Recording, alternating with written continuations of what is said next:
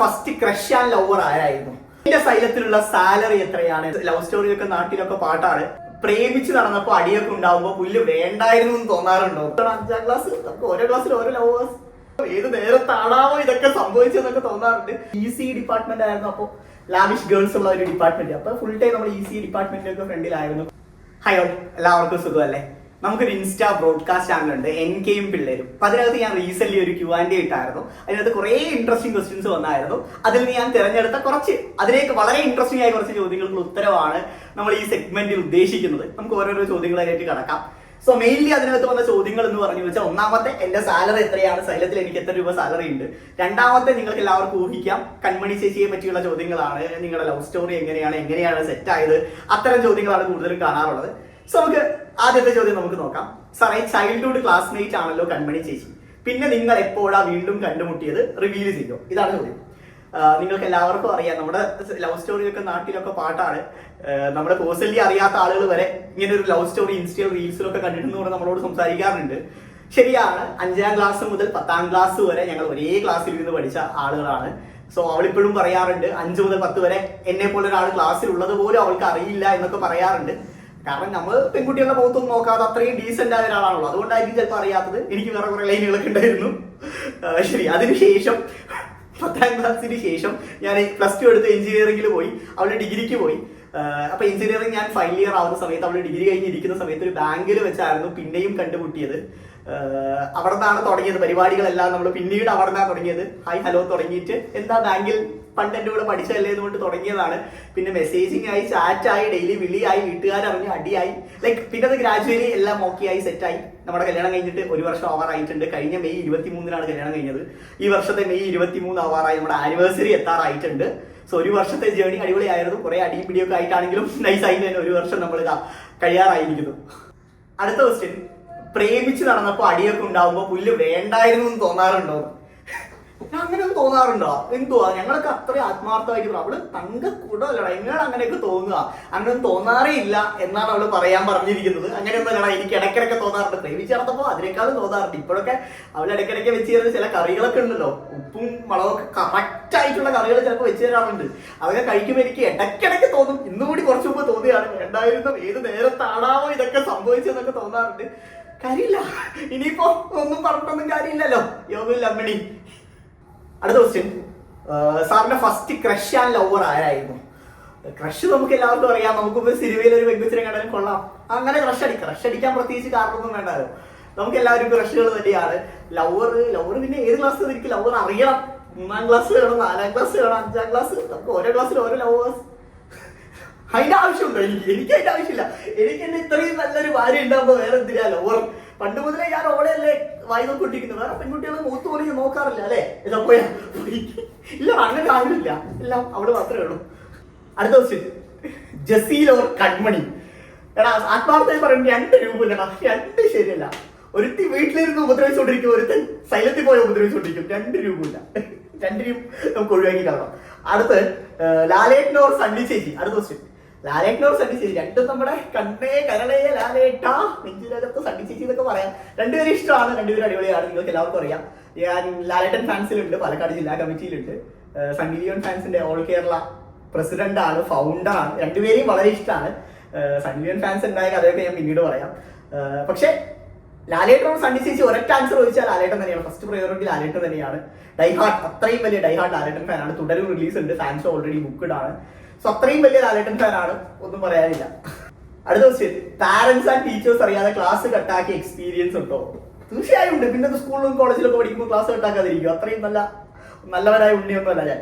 സ്കൂളിലൊക്കെ പഠിക്കുമ്പോൾ നമുക്ക് എല്ലാവർക്കും ഈ ശാസ്ത്രമേളൊക്കെ ഉണ്ടാവില്ല. ശാസ്ത്രമേളയിൽ ഫിസിക്സിലെ ഇംപ്രൂവൈസ്ഡ് എക്സ്പെരിമെന്റ് എപ്പോഴും ഞാനാണ് ചെയ്യാം. അത് എല്ലാ വർഷവും എല്ലാ കാലത്തും ഞാൻ തന്നെ ചെയ്തത്. അപ്പൊ ആ പേരിലൊക്കെ നമ്മൾ ഫുൾ ടൈം ക്ലാസ്സിന് പുറത്താണ്. ക്ലാസ്സിൽ ആ ശാസ്ത്രമേളയൊക്കെ വന്ന ആ 1 മാസം 2 മാസം ഫുള്ള് എക്സ്പെരിമെന്റിന്റെ ഭാഗം പുറത്തു പോയി നടക്കാറുണ്ട്. പിന്നെ ഹയർ സെക്കൻഡറിയിലോട്ട് വന്ന +1 +2 വന്ന ഈ മൈമുണ്ട്, മൈമിന്റെ പ്രാക്ടീസിന് വേണ്ടിയിട്ട് ഫുൾ ടൈം ഞങ്ങളുടെ സ്കൂളിന്റെ അടുത്തൊരു കടയുണ്ട്. കടയുടെ പുറകിൽ ഒരു ടവർ ഉണ്ടായിരുന്നു, മൊബൈൽ ടവർ. ആ മൊബൈൽ ടവറിന് താഴെ തന്നെയായിരുന്നു ഞാൻ സ്ഥിരമായിട്ട് മൈം പ്രാക്ടീസ് എന്ന് പറഞ്ഞിട്ട് പോകുന്നു. മൊബൈൽ ടവറിന്റെ അടിയിൽ പോയിട്ട് ഐസ് നിന്നിട്ടിരിക്കുന്നു. ആ സമയത്ത് ഐസ് അതിനുള്ളൂ. ഇപ്പോഴത്തെ പിള്ളേരെ പോലെ MDMA കഞ്ചാവ് ഐസ് ഒന്നുമില്ല, കോലൈസ് കഴിച്ചുകൊണ്ടിരിക്കുന്ന ആളാണ്. അടുത്ത കോളേജിലോട്ട് വരുമ്പോൾ ഞങ്ങൾ പെട്രോ കെമിക്കൽ ഡിപ്പാർട്ട്മെന്റ് ആണല്ലോ. പെട്രോ കെമിക്കൽ ഡിപ്പാർട്ട്മെന്റിൽ എല്ലാവരും ആൺകുട്ടികളാണ്. ഒരു പെൺകുട്ടിയാണ്, സംഗവി എന്ന് പറഞ്ഞ ഒരു പെൺകുട്ടി ഉണ്ടായിരുന്നത്. ബാക്കിയൊക്കെ ആൺകുട്ടികളാണ്. അത് 59 പേരും ആൺകുട്ടികളും ഒരു പെൺകുട്ടിയായിരുന്നു ഉണ്ടായിരുന്നത്. ലൈക്ക് അതുകൊണ്ട് നമുക്ക് നമ്മുടെ ക്ലാസ്സിൽ ഇരുന്ന് പ്രത്യേകിച്ച് കാര്യമില്ല. സോ ഇടയ്ക്കിടയ്ക്കൊക്കെ ക്ലാസ്സിൽ നിന്ന് പോയിട്ട് പുറത്ത് പോയിട്ട് EC ഡിപ്പാർട്ട്മെന്റ് ആയിരുന്നു. അപ്പോൾ ലാവിഷ് ഗേൾസ് ഉള്ള ഒരു ഡിപ്പാർട്ട്മെന്റ്. അപ്പൊ ഫുൾ ടൈം നമ്മൾ EC ഡിപ്പാർട്ട്മെന്റിലൊക്കെ ഫ്രണ്ടിലായിരുന്നു കോളേജിൽ പഠിക്കുമ്പോൾ. സോ ഇതൊക്കെയാണ് ഓരോ കാലങ്ങളിൽ ക്ലാസ് കെട്ടിയാൽ ഓരോരോ കാരണങ്ങൾ. ഇതൊക്കെ അത്രേ ഉള്ളൂ. അടുത്ത ചോദ്യം എല്ലാവരും ചോദിച്ച ഒരു കോമൺ ക്വസ്റ്റൻ ആണ്. എന്റെ 10ാം ക്ലാസ്സിലെ മാർക്ക് എത്രയാണ്, പ്ലസ് 2 മാർക്ക് എത്രയാണ്, 10th ഫ്രണ്ട്സിനെ മിസ് ചെയ്യുന്നുണ്ട്, ഇങ്ങനെ കുറെ ചോദ്യങ്ങൾ ചോദിക്കാറുണ്ട്. മാർക്ക് പറയാൻ വലിയ മടിയൊന്നുമില്ല. 10ാം ക്ലാസ്സിൽ എനിക്ക് എത്ര 7 A+, 2 Aയും 1 B+ ഒക്കെയാണ്. മാത്സിലാണ് എനിക്ക് B+ ഉള്ളത്. പ്ലസ് 2 വരുമ്പോൾ എനിക്ക് 87% ആണ് ടോട്ടൽ മാർക്ക്. പെർസെന്റേജ് 87 ആണ്. ഫിസിക്സിൽ എനിക്ക് ഈ 2 വർഷങ്ങളിൽ എനിക്ക് A+ ഒന്നും ഇല്ല കേട്ടോ. ഫിസിക്സിൽ ഞാൻ സാധാരണ ഒരു കുട്ടിയായിരുന്നു. പക്ഷെ അതിനുശേഷമാണ് ഫിസിക്സ് എനിക്ക് ഇഷ്ടപ്പെട്ട് ഫിസിക്സ് പഠിപ്പിക്കാൻ തുടങ്ങിയത്. പിന്നെ 10th ഫ്രണ്ട്സിനെ മിസ് ചെയ്യുന്നുള്ള ചോദിച്ചു. ഞാൻ ഇപ്പോഴും പറയും, ഞാൻ LP, UP, high school, higher secondary, engineering ഒക്കെ പഠിച്ചു. ഇപ്പോഴും ഒരാവശ്യത്തിന് വിളിച്ചാൽ എടാ പൈസ നാളാ അത് പറഞ്ഞു പൈസക്കാണ് ഞാൻ വെയിൽ വിളിക്കാറുള്ളത്. വിളിച്ചാൽ ഒന്നും ചോദിക്കാതെ പൈസ ഇട്ട് തരുന്ന പിള്ളേരെന്ന് പറഞ്ഞാൽ 10th പിള്ളേരാണ്. ഓൾവേസ് നമ്മൾ ടൂർ പോവുകയാണെങ്കിലും 10th കൂട്ടുകാരുടെ കൂടിയാണ് ടൂറൊക്കെ പോകാറുള്ളത്.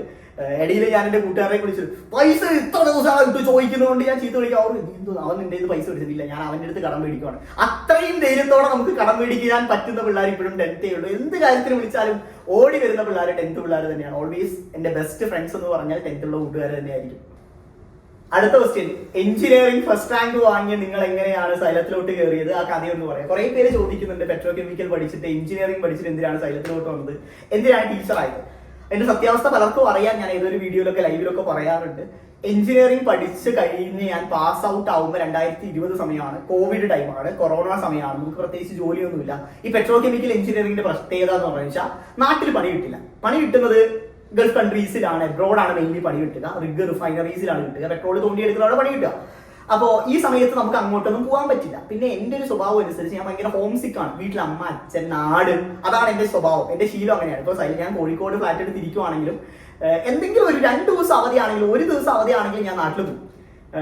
ജസീലൊക്കെ എന്നെ എപ്പോഴും ചെയ്തു, എന്തോടെ 1 ദിവസത്തിൽ നീ എന്തിനോടാ പോകും? ഞാൻ രാത്രി പോയിട്ട് ചിലപ്പോൾ ഒരു ദിവസം രാത്രി അമ്മന്റെ ചോറും പുളിച്ചാറും മങ്കി മീനൊക്കെ കഴിച്ച് ഇരുന്നിട്ട് രാവിലെ എനിക്ക് തിരിച്ചു വരും. ലൈക്ക് അതാണ് എന്റെ ആവശ്യം. എനിക്ക് അത് ഭയങ്കര ഇഷ്ടമാണ്. നാട്ടിൽ പോവാൻ, നാട്, അറ്റ്മോസ്ഫിയർ, റിലേറ്റീവ്സ്, വീട്ടിൽ അമ്മ, അച്ഛൻ, അനിയൻ, ഇതാണ് നമ്മുടെ ഇഷ്ടം.